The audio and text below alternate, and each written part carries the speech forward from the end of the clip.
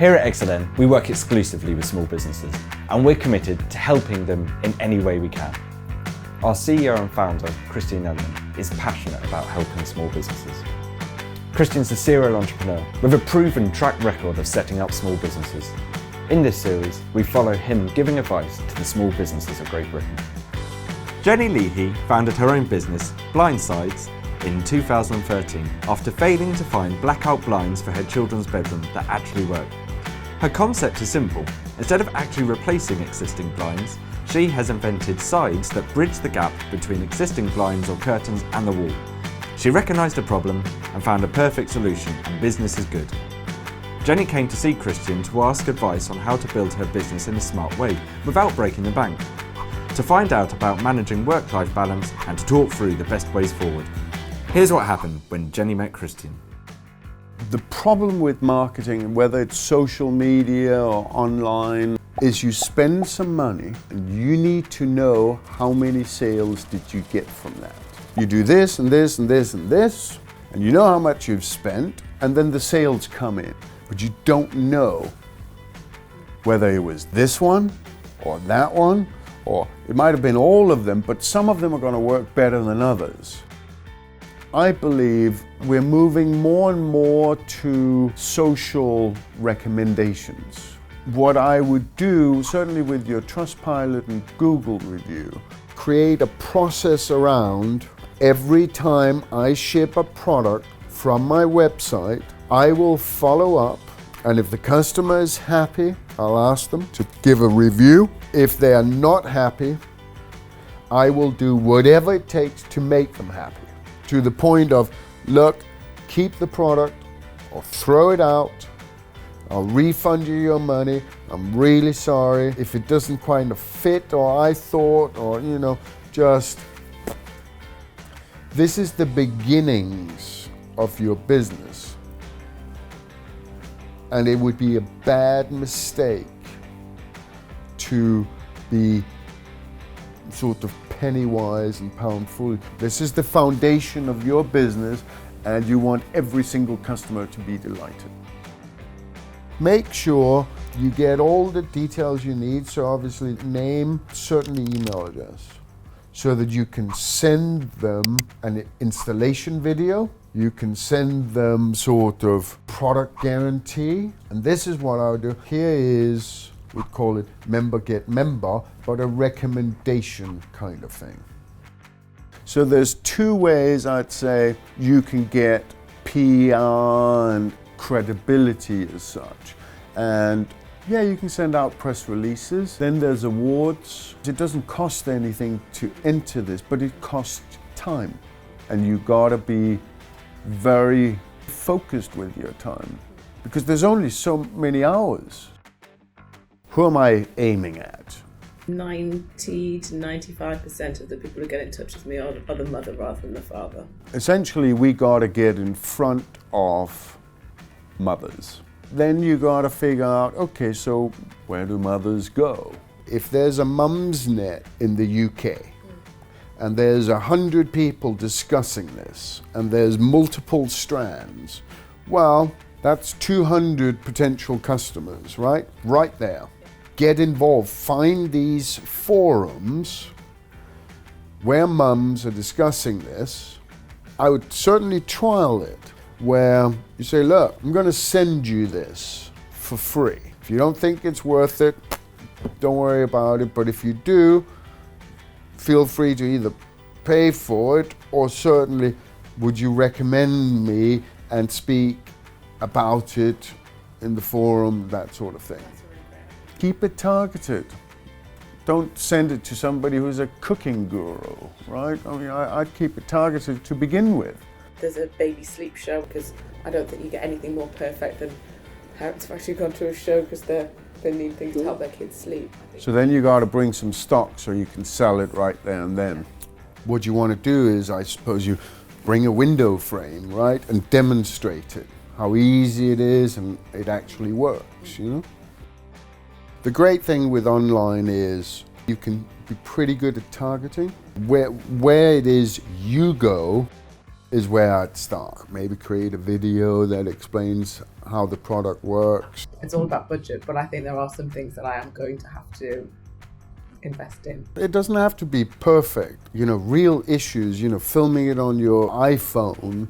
That's really interesting because in my mind it needs to be perfect. Businesses or startups, you go out of business if you try and do it perfectly, right? Because it's just too expensive. If you can get it 80, 75, 80% right, off you go. Don't strive for perfection because that's expensive and it's not viable. Then you got to look at what's the messaging.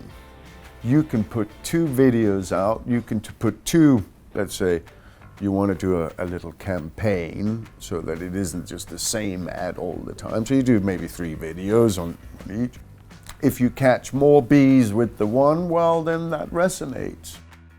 I've done this for 30 years. I don't have holidays. I get emails till late at night, and when the sales figures come in, if they're good, great, I can sleep. If they're not, I'm seething and I can barely sleep at night. It's kind of too late, I signed up for the job, and so there's no backing out and so on, and it's 24 hours a day. And it's 7 days a week, and there's no holidays, and it doesn't matter whether it's Christmas or New Year's or birthdays and so on. Work is work, and it comes first. People talk about work-life balance and so on, and of course I have that. It's 90% work and 10% life. You just gotta make that decision. You can have a fantastic business selling 1,000, even 500 units or packages a month. So between 500 and a couple of thousand, you can keep it at home or build an extension or keep it small. You, 1 or 2 other people and a part-time accountant and that sort of thing. And you'll have a great life. The next stage, you got to learn. Now you're starting to invest all your money into more sales, so salespeople on the road and dealing with them. Your management style, your capabilities, the way you conduct yourself, all of that needs to change. The first thing can make you £500,000 but is perfectly integrated with your family. You can still pick the kids up from school, drop them off, all that sort of stuff. The next one, and you're probably not going to make any more money, you might make less, you may also go out of business. Why are you doing it? And there's a money element to it, and there is a sort of fulfillment and a challenge and all of that. And it's just, how do you rank those? So one of the questions I'm often asked by entrepreneurs is, how do I get more customers? And of course, that's the million-dollar question.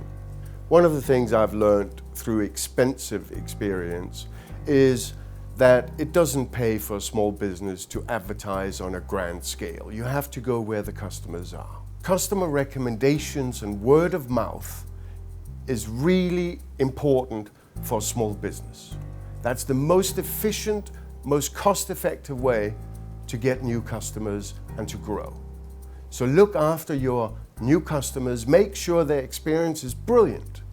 Fix whatever issue, refund the product if they're not happy, and make sure they leave a great Trustpilot or Google review, and that way the word will spread. So Jenny was asking me, how about work-life balance? And I suppose that's a choice Jenny has to make. It's a question of, what is it you want to build and what are you willing to sacrifice? Now in Jenny's case, it's very possible for her to achieve a number of 100, even 1,000 sales, which will give her a great life and a great income. If she wants to build a much bigger business, well then that places a lot more strain and there'll be a lot of other sacrifices she'll need to make. So it's really a choice for her whether she wants a great income, a business that fits in around her life, and if that's the case, then she's on the right track. It's not always that bigger is better. In many cases, as in Jenny's case, running a small business from home can provide a great life and a great income. And that would probably be my advice to Jen. Whatever your battles, big or small, we're coming along for the fight. It's like David and Goliath. Really good, real pleasure. Very easy to chat to, lots of interesting advice. It was definitely worth spending my morning with Christian. Really nice to see that companies who work with small businesses actually listen and spend time and want to help them as well as service them. So yeah, thank you. Because as well as obviously raising the awareness of my business and where I'm going with that, we also talked about where I wanted the business to be. And for me, I'd always thought about it, growing it, the bigger it gets, the more successful it is, the more profitable it is. But actually he suggested that you might grow it, but because you get to a certain stage, you need further investment. And is that actually a more profitable business? What does that do to my work-life balance? And so it's put things in a different perspective, and maybe there is an optimum size to my business in terms of profitability and how flexible it is for me. And so that's a totally new way of thinking about it. Do it, but be realistic in your time frames. I thought everything would happen pretty quickly when I wanted it to, but everything's taken far longer than I hoped, expected. And so yeah, be realistic, otherwise you're disappointed potentially. To find out more hints, tips, help and advice from Christian and our team of small business experts here at XLN, please visit xln.co.uk/bizhub. Together, we are XLN.